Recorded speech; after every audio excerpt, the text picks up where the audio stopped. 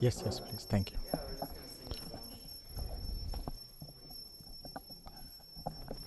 Hare Krishna, everyone. Welcome to Sri Sri Radha Kalachandji's Srimad Bhagavatam class. My name is Naimisharanya Das, and I am the disciple of His Grace Vaisheshika Maharaj. So before we start, we'll sing the Jai Radha Madhav. Jayo Radha Madhava Kunja Bihari. Thank you, Prabhuji.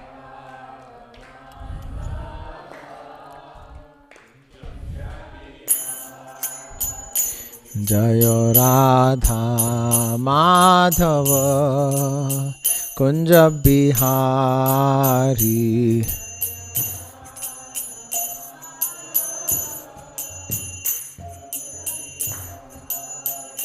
Jaya Gopi Jana Vallabha Girivaradhari.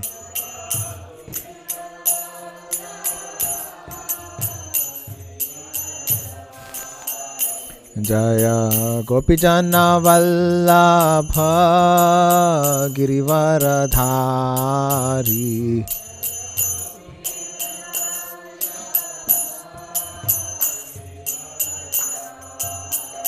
Jaya Yashodanandana Brajajana Ranjana.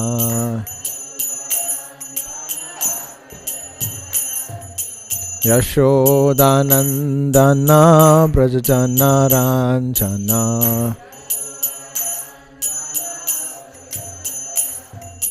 Yashodanandana Brajajana Ranjana.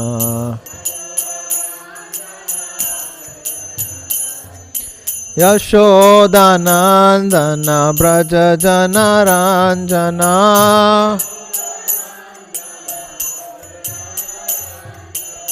Yamuna Tira Vanachari.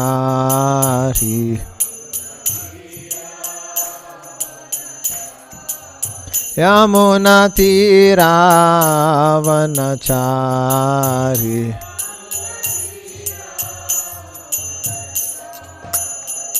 Jayo Radha Madhava Kunja Bihari.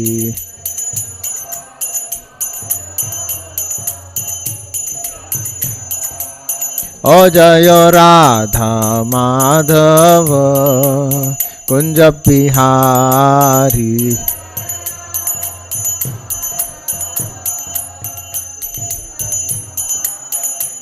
Oh, Hare Krishna, Krishna Krishna, Hare Hare, Hare Ram, Ram Ram, Hare Hare.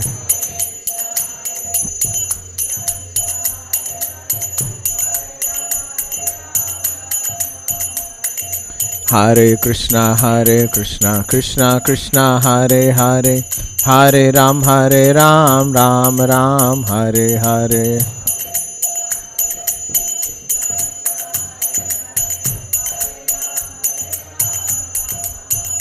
Jaya Prabhupada, Jaya Prabhupada, Prabhupada, Srila Prabhupada.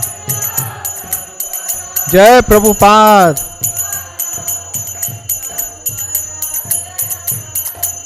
O Jaya Gurudeva, Jaya Gurudeva, Gurudeva, Srila Gurudeva.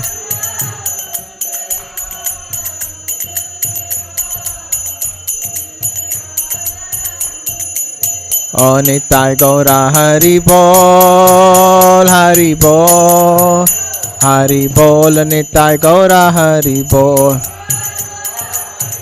Nitai Gaur Hari Bol. O Nitai Gaura Hari Bol, Hari Bol, Hari Bol, Nitai Gaura Hari Bol. Hari Bol, Hari Bol.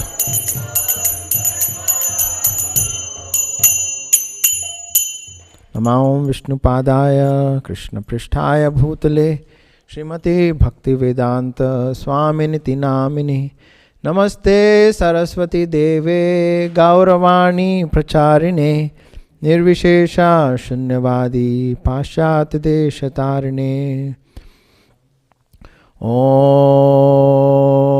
Namo Bhagavate Vasudevaya.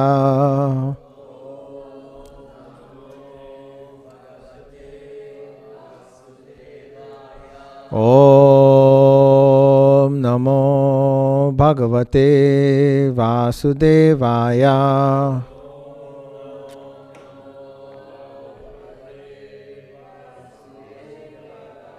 Om Namo Bhagavate Vasudevaya.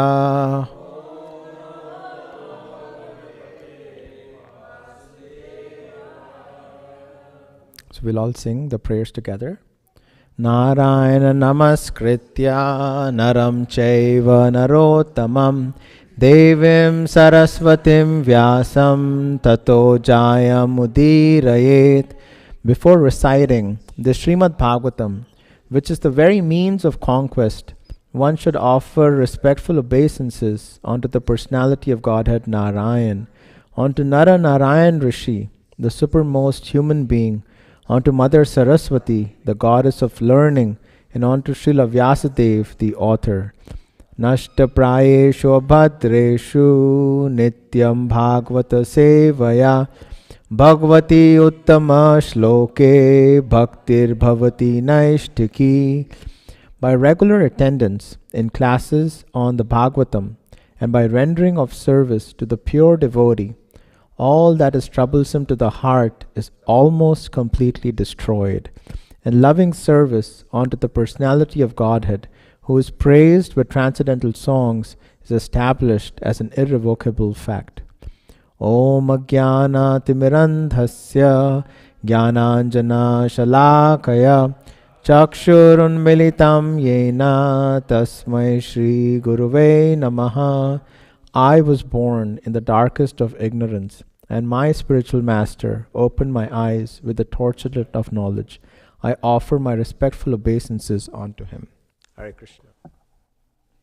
So today we are going to be reading from chapter 7, which is titled The Service Performed by Daksha. And we're going to be reading from texts 1 all the way to 12. And we're going to go in depth in text number 6.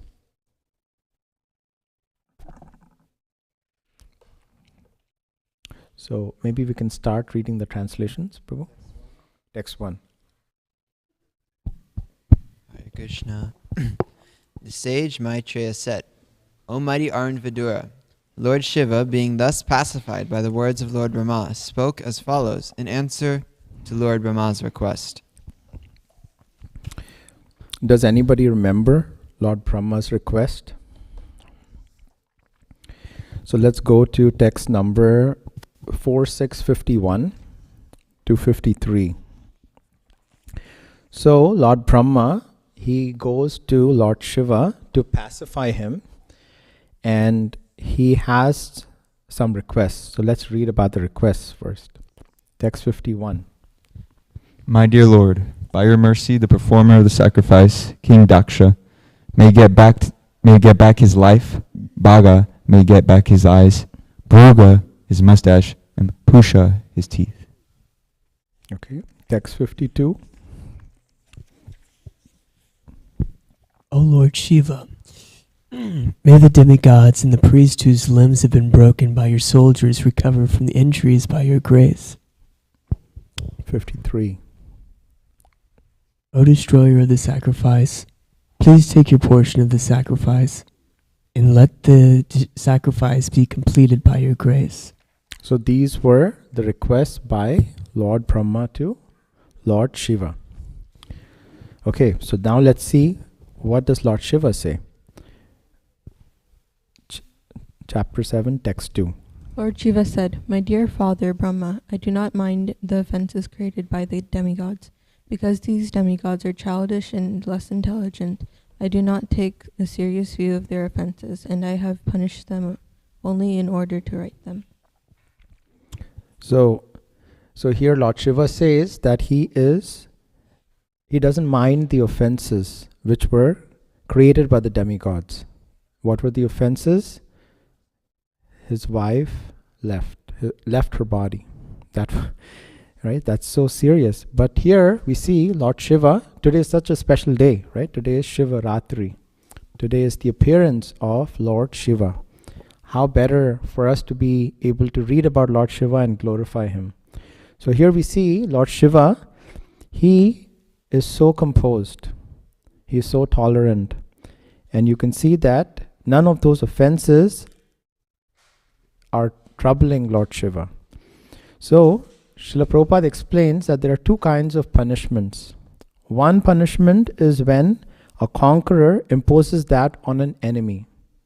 And the second kind of punishment is when a father imposes that on his son.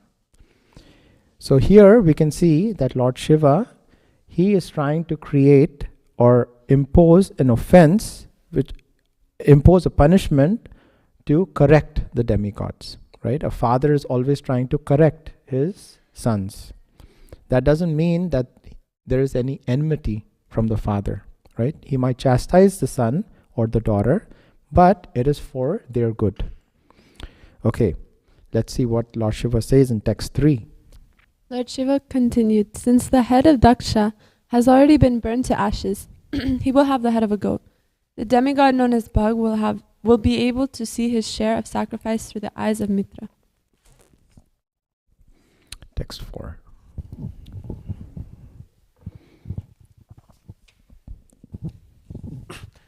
The demigod Pushpa will be able to chew only through the teeth of his disciples, and if alone, he will have to satisfy himself by eating dough made from chickpeas flour. But the demigods who have agreed to give me my share of sacrifice will be recover from all the injuries. Those who have had their arms cut off, which will have to work with the arms of Ashwani Kumara, and those whose hands were cut off will have to do their work with the hands of Pusha.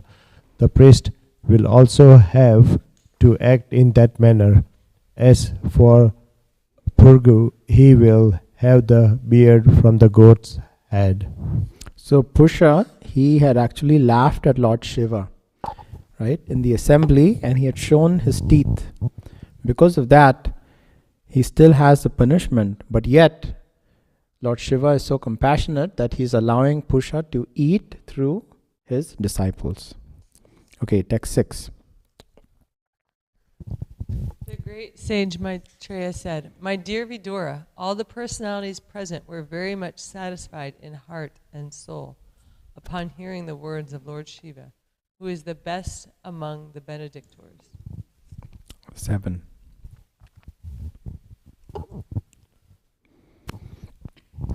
Thereafter, Bhrigu, the chief of the great sages, inviting Lord Shiva to come to the sacrificial arena. Thus the demigods, accompanied by the sages, Lord Shiva, and I'm not able to see it. Can you move it up? Little down. Yeah. And Lord Brahma all went to the place where this great sacrifice was being performed.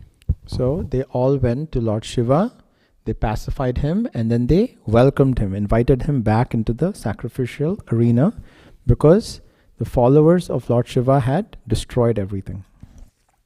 Okay, text 8.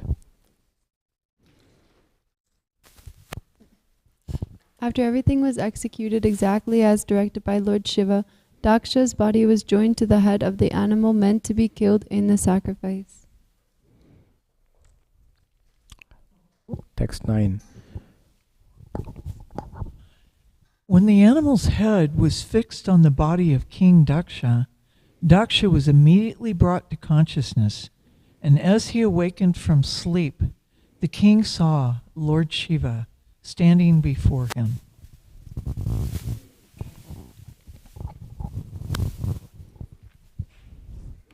So here, there's an important thing here which Srila Prabhupada explains, that when Daksha's head was cut off, and Here, Lord Shiva, because he is so compassionate, even though Daksha had created so many offenses against Lord Shiva, yet because of the request of Lord Brahma and the demigods, he immediately got Daksha back by putting the head of a goat. Now, one thing which Srila Prabhupada explains is that when the head of the goat was put on Daksha, Daksha came back in his own consciousness. Right? So, this is a very important point, that this indicates that consciousness is also individual. When we leave our body and we go to a different body, we leave the gross body, which is made of 5 elements: earth, water, fire, air, and ether. What goes with us is mind, intelligence, and false ego. Right? So here we can see that was riveted in Daksha's consciousness. So as soon as he came back in life, he knew who he was. Okay, text 10. At that time, when Daksha saw Lord Shiva, who rides upon a bull, his heart, which was polluted by envy of Lord Shiva, was immediately cleansed, just as the water in a lake is cleansed by autumn rains. So here we can see the example of Lord Shiva, who is very auspicious. Anyone who sees Lord Shiva with devotion and reverence, this is important. When we see Lord Shiva with devotion and reverence, then immediately our heart is cleansed. And this is what happened with King Daksha's pollution which was in his heart. Text 11. King Daksha wanted to offer prayers to Lord Shiva, but as he remembered the ill-fated death of his daughter Sati, his eyes filled with tears, and in bewilderment his voice choked. His voice choked up and he could not say anything. Okay, text 12.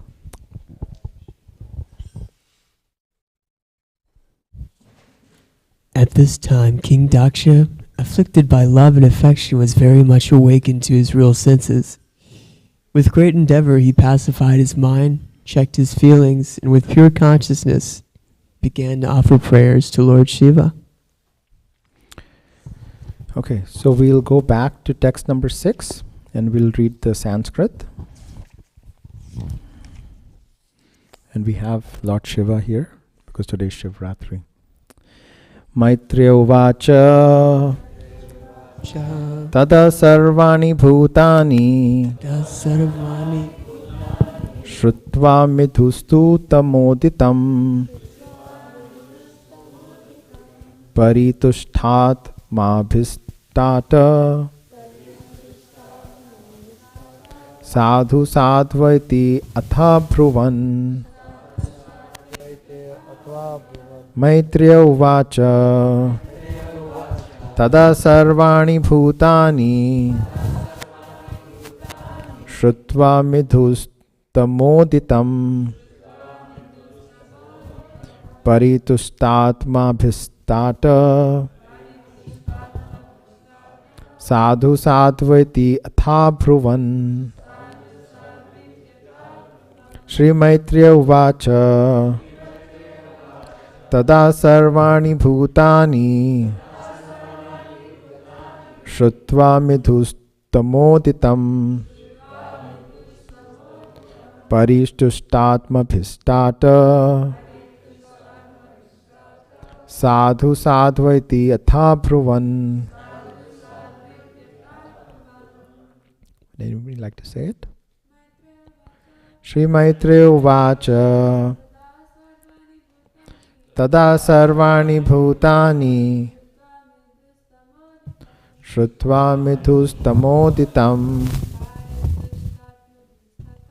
parishtushtatmabhistata sadhu sadvaiti atha bhruvan. Shri Maitreya uvacha tada sarvani bhutani shrutva midhustamoditam parishtushtatmabhistata sadhu sadvaiti atha bhruvan. One more. Maitreya Vacha Tada Sarvani Bhutani Shrutva Midhustamoditam Parishtushtatmabhistata Sadhu Sadvaiti Bhruvan. We'll do the word for word.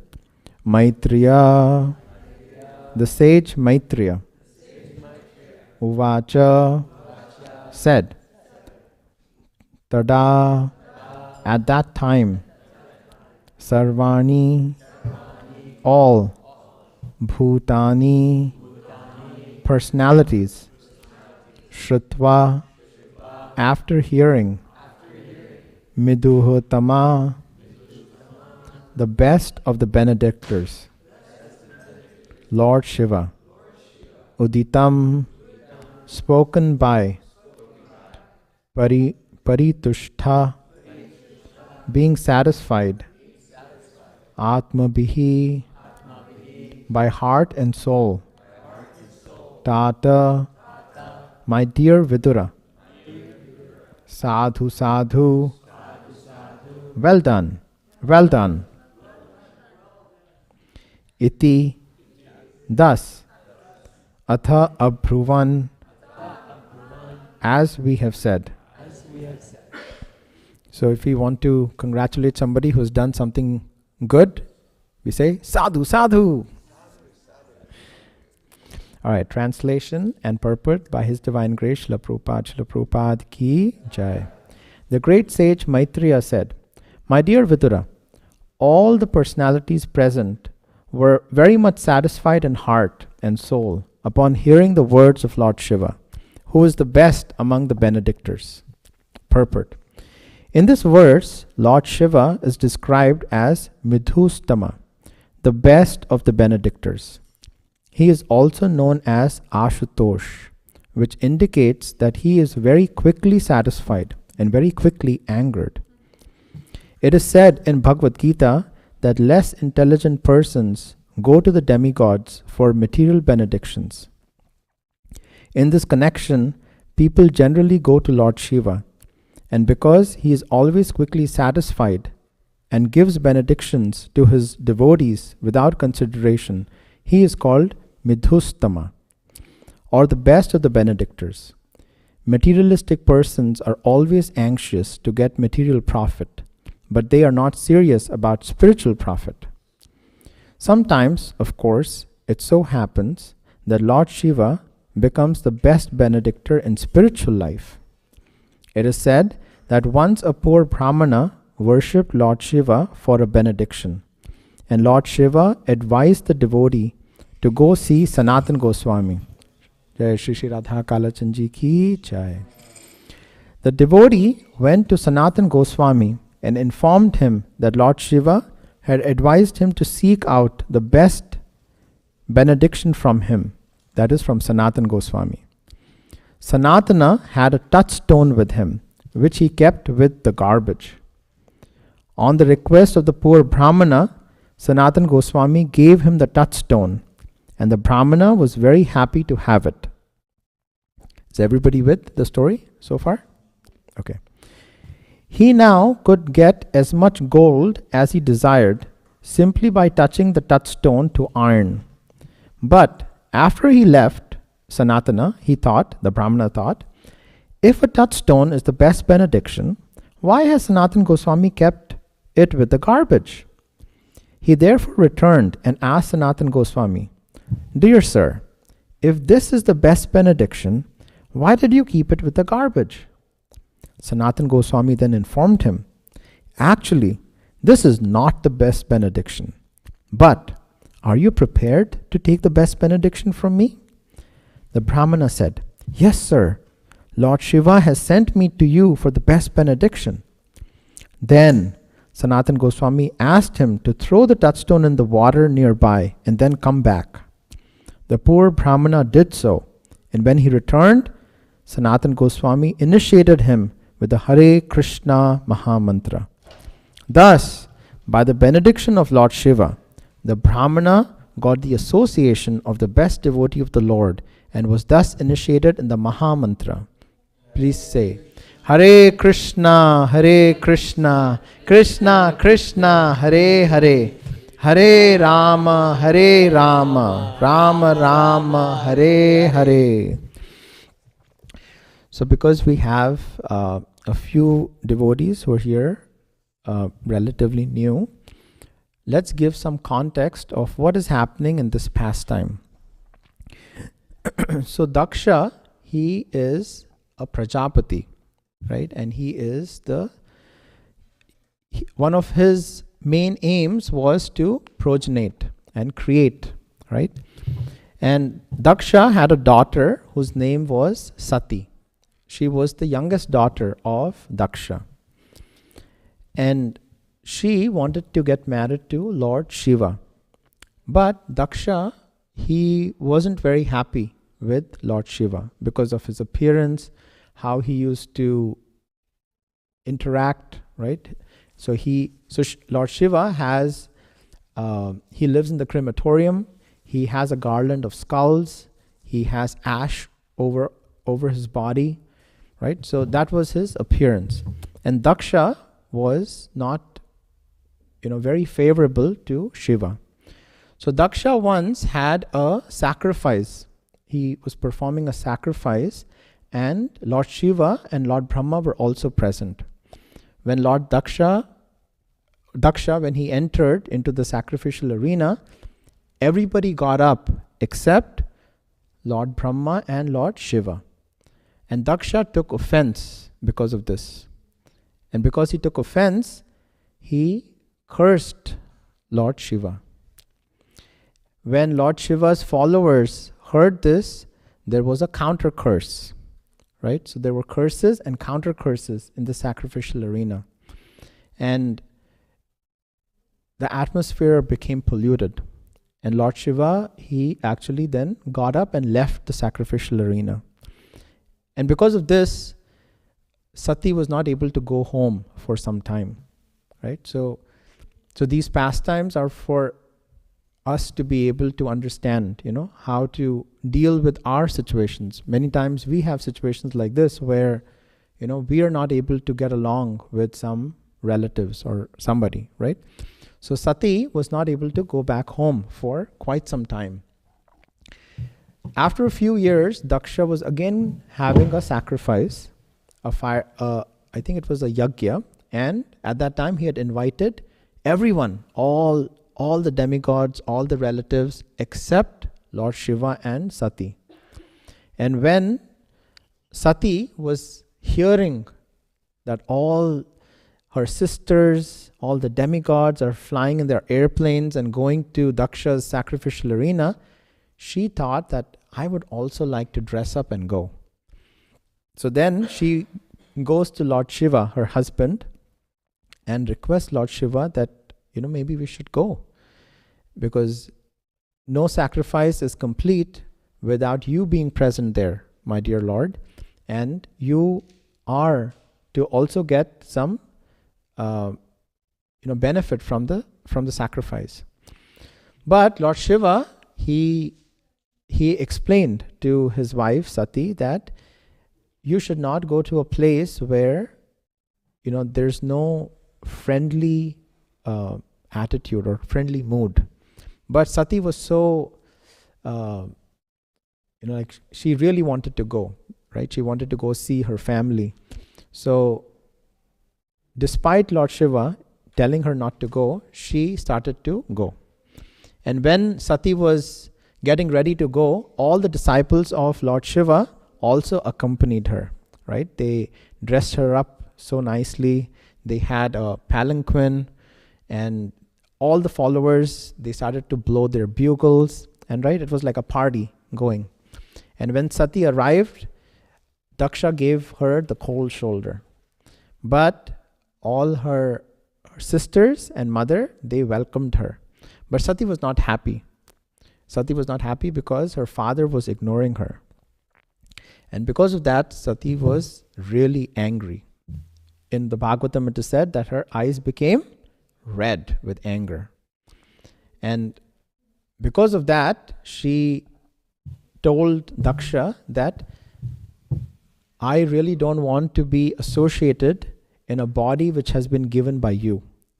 And she meditated, and her life air, she brought it up, and she actually left her body because she was able to concentrate her life air all the way to her head. There was a great fire, and then she left her body. And then later on in the Bhagavatam, it's described that she became the daughter of the mountains, and then again got Shiva as her husband. But now when Shiva heard this, that his dear wife Sati was insulted and she has now left her body, he got really angry. And in his anger, he actually got which demon? Does anybody remember? Virabhadra. And how was Virabhadra created? From his hair. So powerful was Lord Shiva. He just took out a strand of hair and put it on the ground, and then we had this great demon Virabhadra who immediately went and destroyed everything in the sacrifice, the sacrificial fire, and he cut off Daksha's head. So this is where we are. And Shiva was so angry that all the demigods, then they ran to Lord Brahma to request Lord Brahma to go and speak to Shiva and to pacify him. So in the last chapter we read how Brahma, along with the demigods, goes to Lord Shiva to pacify him and to request him that please forgive all these offenders.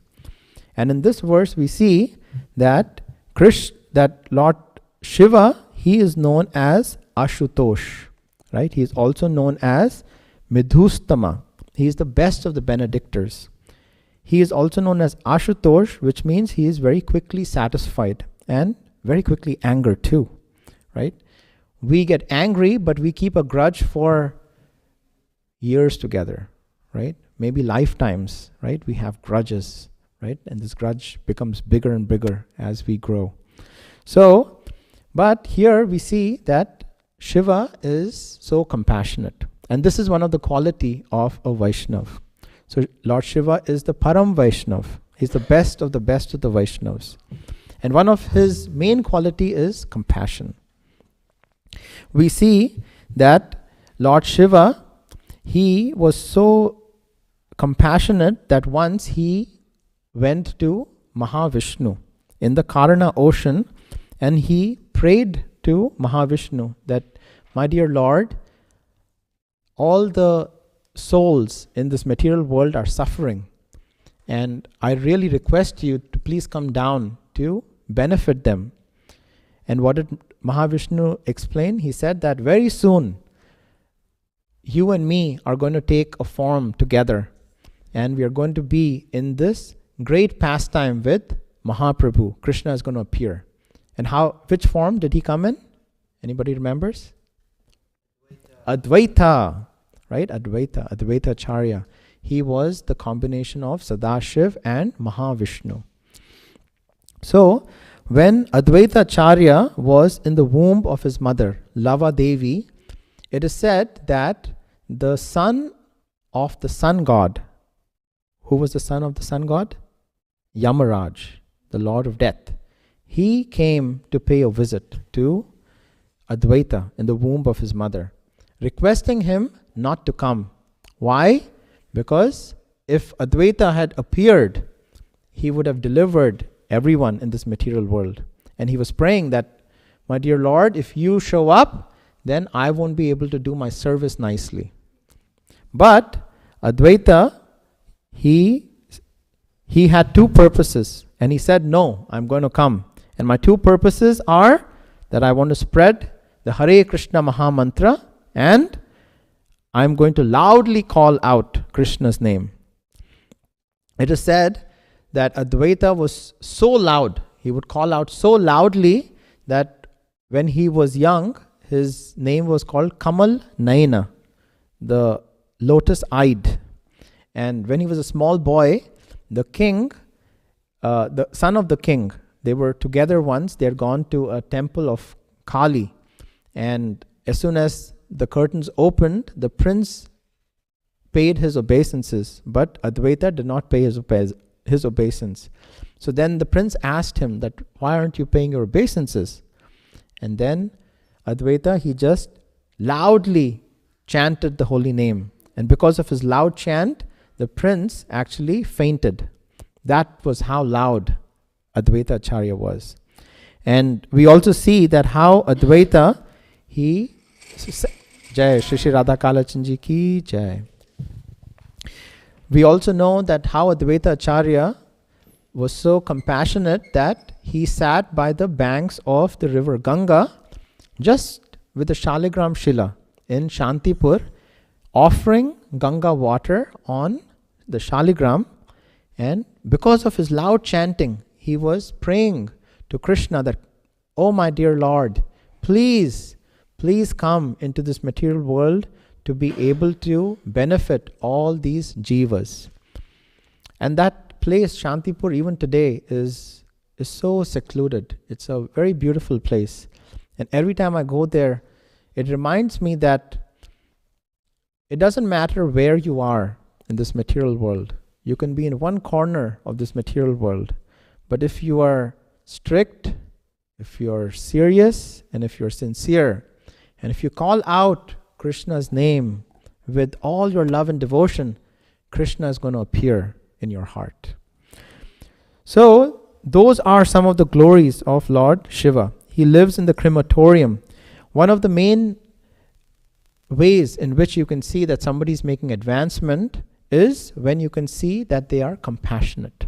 Right? If somebody is advancing in their Krishna consciousness, they don't show it. But you can identify that they're growing in their Krishna consciousness by seeing how compassionate they are to everybody. And here we see that Lord Shiva, he is so compassionate. We also see that many of the demigods, many of the demons, they actually approach Lord Shiva for benediction and not Krishna. Why? Because the devotees, they are more merciful than Lord Krishna. Right? Here we see that Shiva is so compassionate. There is a very nice example of Vritrasura. He was a great demon and he prayed to Lord Shiva. When he prayed to Lord Shiva, Shiva gave him the benediction. The benediction he wanted was, as soon as I put my hand on anyone's head, they have to be burnt to ashes. And immediately when Vritrasura got this benediction, he wanted to try it on Lord Shiva. Why? Because he saw that his wife Parvati was so beautiful and Lord Shiva is living in the crematorium. What's the use? I should keep her happy, right? So this is how, how compassionate they are. And Srila Prabhupada explains in this purport that sometimes Lord Shiva quickly becomes satisfied, gives benediction without any consideration. Without any consideration. Right? If we pray to Lord Krishna, Krishna actually gives us only what we need because he knows what is not good for us. Right? So this is how compassionate Lord Shiva is. And Lord Shiva is, very, very close to Lord Krishna. He is always constantly meditating on Krishna. So close they are that wherever you see Lord Krishna's temple, you will also find Lord Shiva's temple.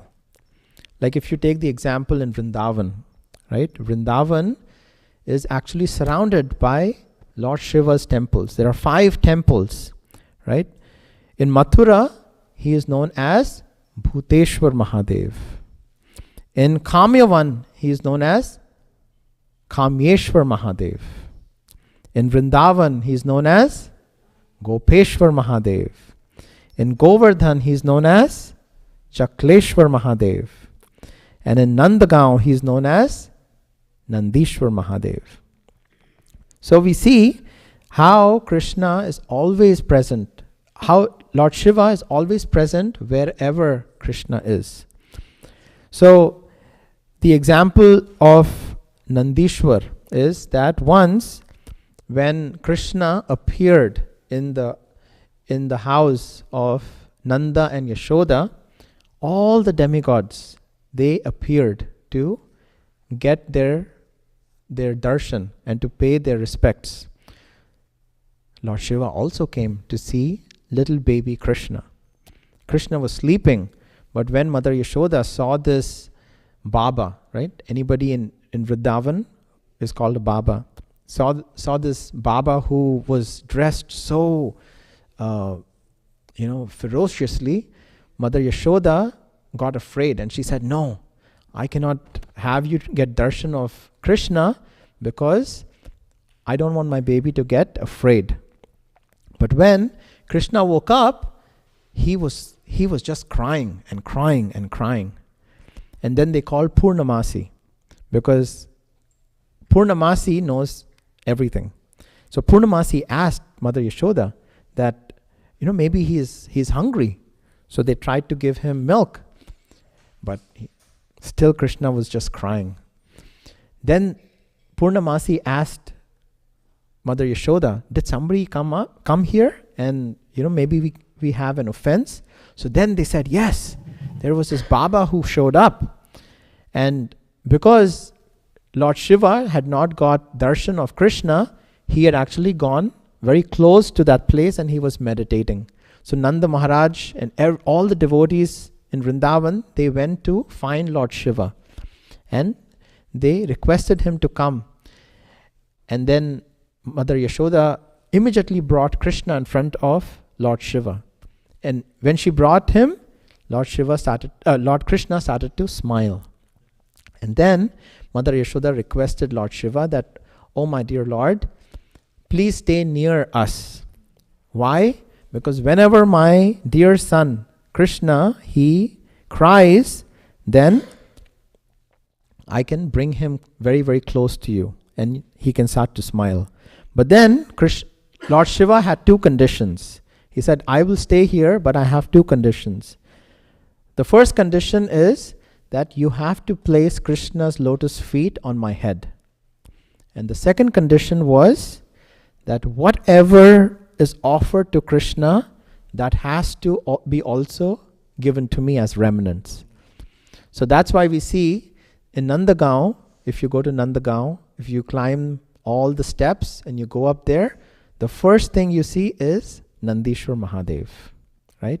Even to this day, whatever is offered to Krishna Balaram is first given to Nandishwar. So this is how close Lord Shiva is. Another very nice example is of Vaman Dev, right? Vaman Dev, he was the dwarf incarnation. And he came to Bali Maharaj and he requested for, what did he request for? 3 steps, right? And even though Bali Maharaj knew who he was and his guru had told him that don't accept, but Bali Maharaj accepted. And immediately when he accepted, Vaman Dev started to grow. With the first step, he got everything, below earth and all the Patal planets. With the second step, he actually got all the heavenly planets.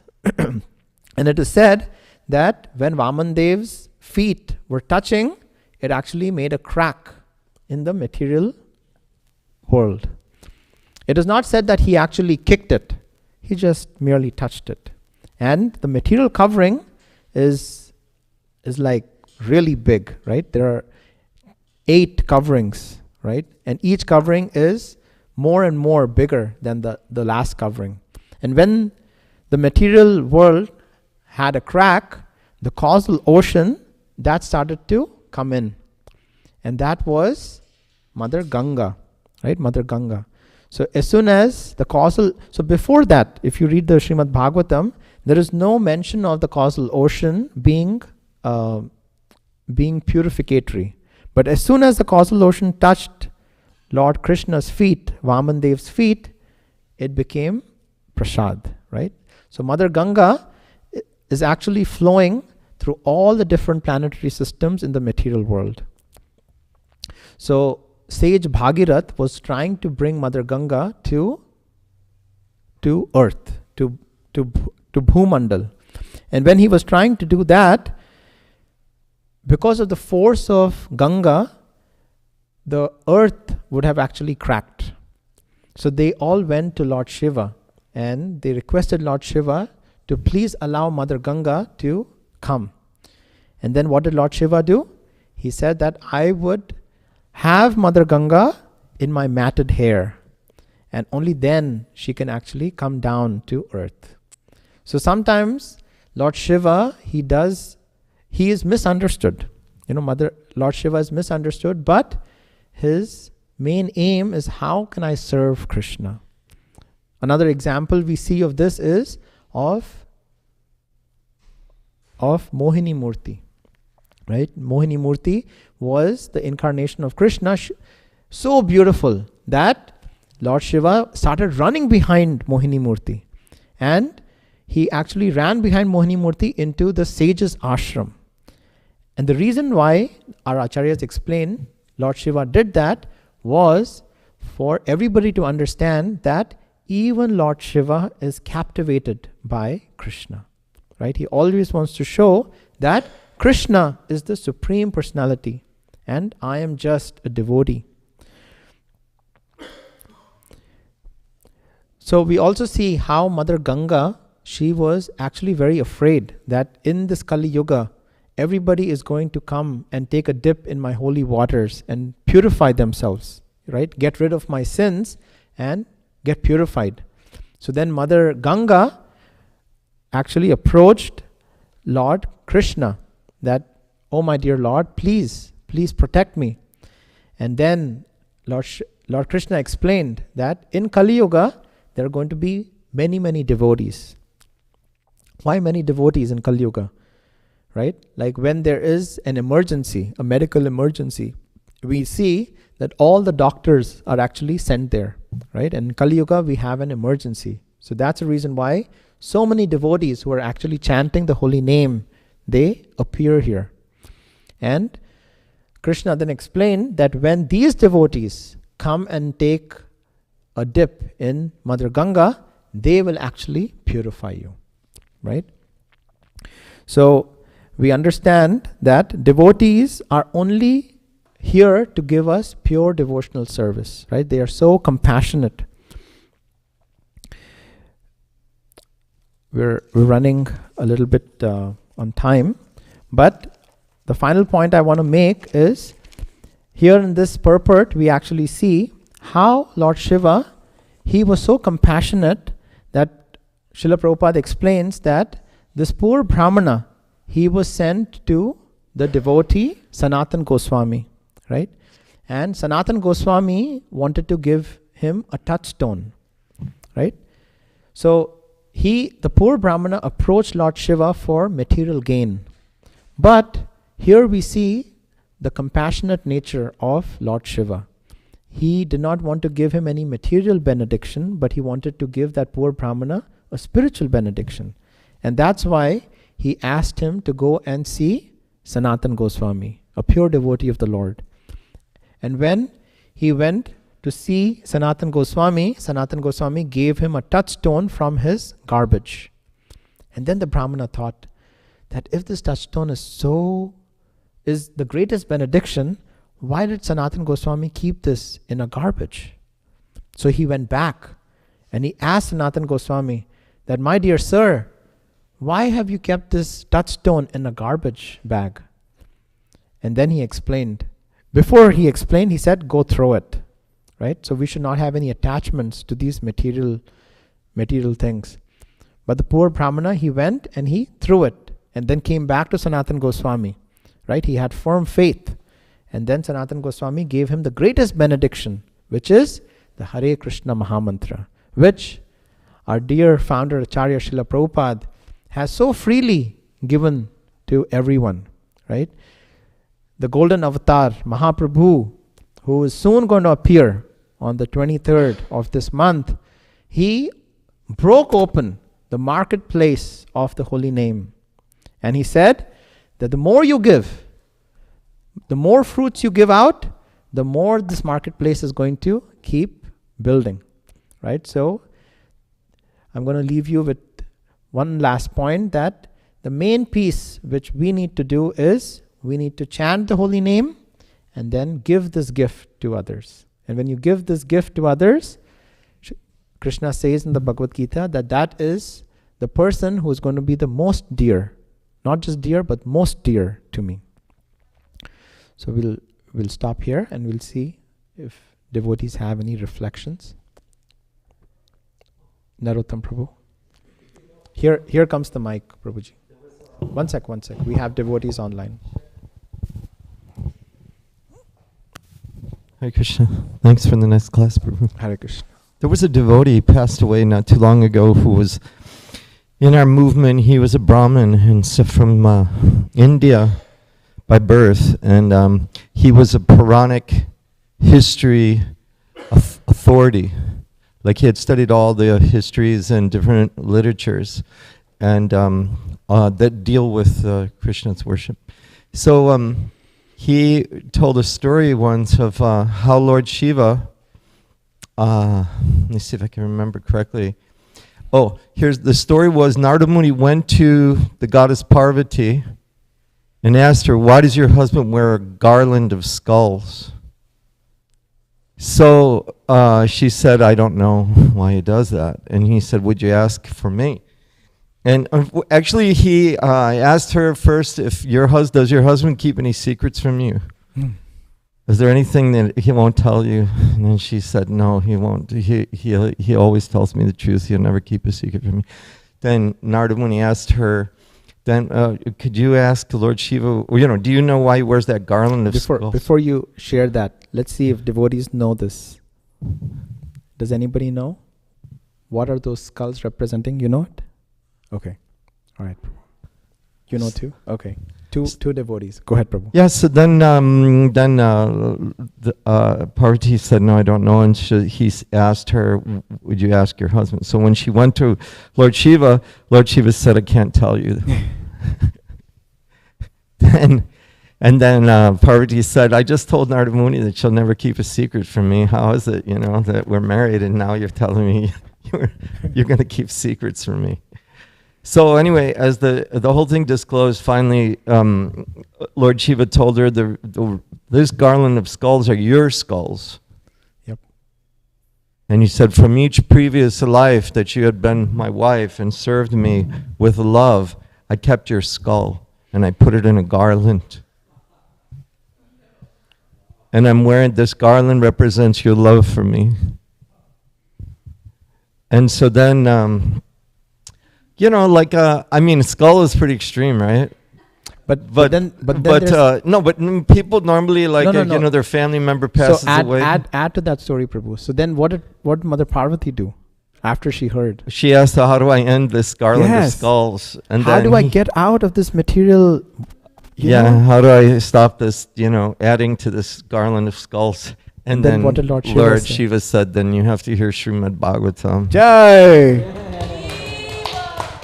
Thank you. But the Parvati and Lord Shiva's dialogue and discussion on the Bhagavatam is one of the main sections of the Bhagavatam. I think the only other person that's quoted more and historically referenced more is Prahlad Maharaj. Otherwise, I think Lord Shiva and Parvati are the most quoted authorities that are, represented in the Bhagavatam. Jai. Anyway, I thought that was a really interesting story. I just wanted to share it. Such a beautiful pastime. Yeah. Thank you for sharing, Prabhu. And there's a job open to become the greatest Puranic authority in our movement now, since that devotee passed away. Jai. Hare Krishna. Narottam. Yeah, I think so. Yeah. Yes, Prabhu. Hare Krishna, Prabhu. Thank you for the discussion. It's really nice. The question is that in the 8th canto, the pastime of the churning of the ocean, in that pastime, when the ocean generates halahal, poison, the demigods approach Lord Shiva. And they use the very same descriptions to describe him that is used for Krishna. Like, he's the absolute truth, he's the source of Brahma, Vishnu, Mahesh, he is the source of Omkara, and so many descriptions that we hear for Krishna are used for Shiva. So how do we understand the position? Nice point. Nice question, Prabhu. So there are three things which are very difficult for us to understand. One is the Guru Tattva, second is the Shiva Tattva, and the third is the Shakti Tattva, which is Radharani. So Shiva Tattva, Shiva, Lord Shiva, it is explained in our scriptures that he is coming from, so from Krishna comes Balaram. From Balaramji we have the first Chaturvyuha. From them we have the second Chaturvyuha. From them we have Mahavishnu, right? Then we have the Karanadaksha Vishnu, right? So Shiva is actually non-different from Krishna, and Lord Brahma explains that the only difference is like milk and yogurt, right? And it is also explained that Shiva is actually an incarnation of Krishna, but in the mode of ignorance. He comes here for a particular reason, right? And the reason is that he wants to actually give compassion to the most fallen, right? And he gives compassion to people who are in the crematoriums, right? The ghosts and the pishachas. But the only reason he gives that is so all of them can actually come to Krishna. In the story we see how the poor Brahmana approached Lord Shiva. But what did Lord Shiva do? He sent him to a devotee. And immediately, instead of getting any material benediction, this person actually got spiritual benediction. So, we have to understand that Shiva is the Param Vaishnav. And he is constantly meditating on the lotus feet of Krishna. He is constantly meditating on the Srimad Bhagavatam. And when we approach Lord Shiva, like today is such a special day, Shivratri, we should pray to Lord Shiva that just like how he has pure love for Krishna, he can also help us get that pure love in our hearts. So, that's all I have. Hare Krishna. Yes, Narottam Prabhu. This point you just stated that Lord Shiva is in the mode of ignorance. I would correct that. I would say that he's a controller of the mode of ignorance. He's Thank you. yeah, but to say that he's in the mode of ignorance, it's dealing like yeah, I think it's a miscalculation or maybe just said that because he's one of the guna avatars, but never is it described that he is in the mode of ignorance. He is compassionate to those in the mode of ignorance. I mean, you could correct me if I'm wrong. I live to be corrected, and I'm so glad that you corrected me. Thank you. You're right.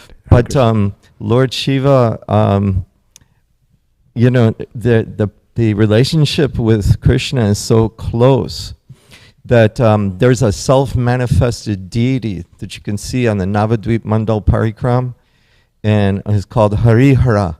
And you can look on your phones after you leave class, but the deity is half Lord Shiva and half, together in one deity. And they say that that deity is self-manifested, like it came from the heart of the Lord to show Lord Shiva how intimately connected he is.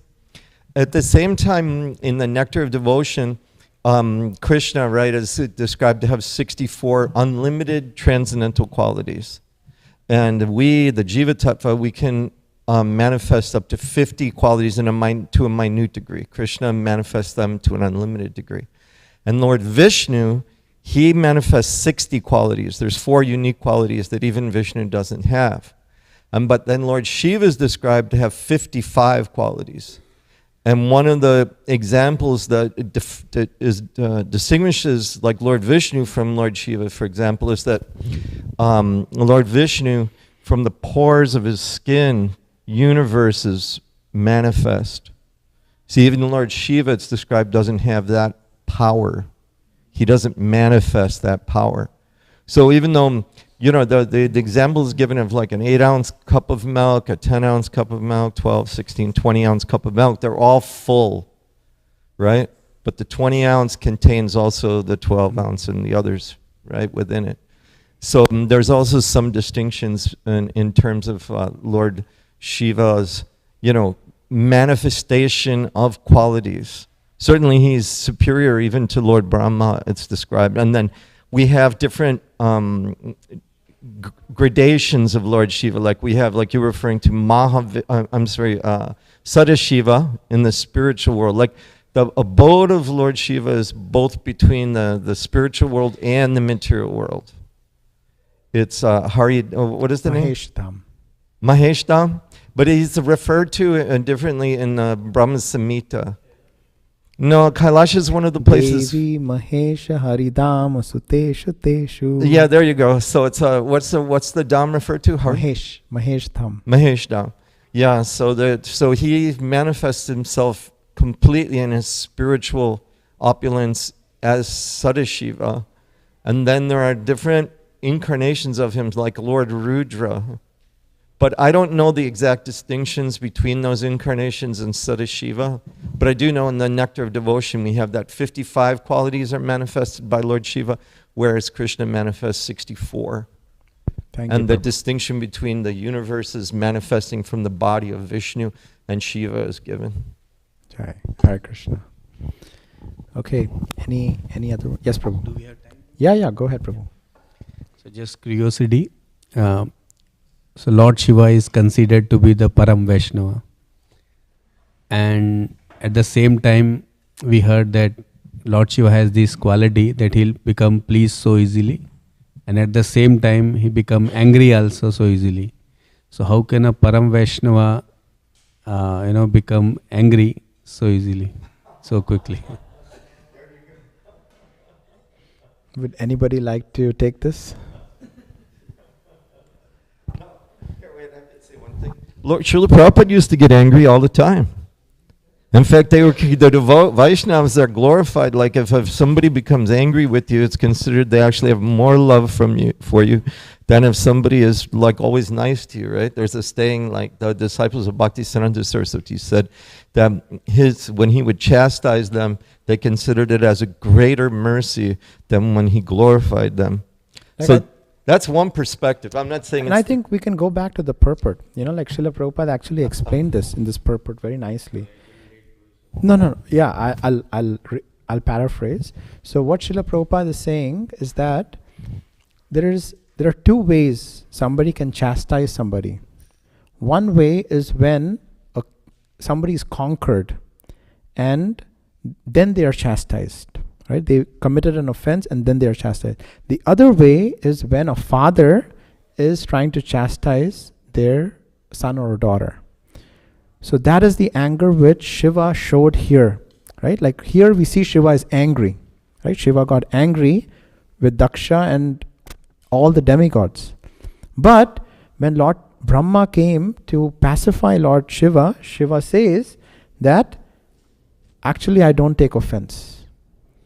And Srila Prabhupada is explaining that the reason why he is not taking offense, even though he was angry, is because he was trying to chastise them in a good way. Like a father is chastising their kids so they can improve. That would be my understanding. He was not angry, but Daksha had to, and he didn't take any offense, but Daksha had to lose his head. So as a father, if our children do something wrong, it is our duty to correct them, right? We would still punish them, but we still have love for them, right?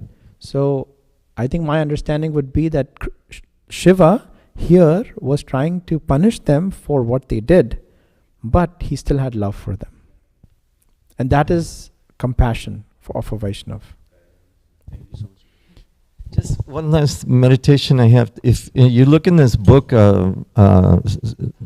what is it? My Guru Maharaj wrote, Servant of the Servant. So you're going to see a photograph of the temple in London, and Prabhupada had the devotees put an empty Vyasa-san on the altar.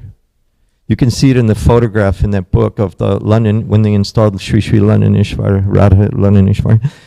And Prabhupada had the devotees do that because he said Lord Shiva was coming to the kirtan that they were having in the temple every day. And the devotees asked Prabhupada, why was Lord Shiva come to see us? And he said that Lord Shiva was coming to see us because he thought it was so funny that a group of malechas were chanting Hare Krishna like this.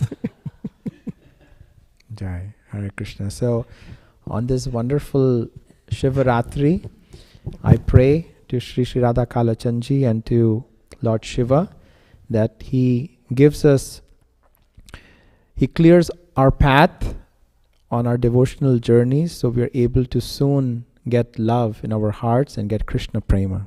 Hare Krishna. Srimad Bhagavatam ki jai, Srila Prabhupada ki jai. Vancha kalpatarubhyascha, kripa sindhubhyo vacha, patitanam pavanebhyo, vaishnavebhyo namo namaha.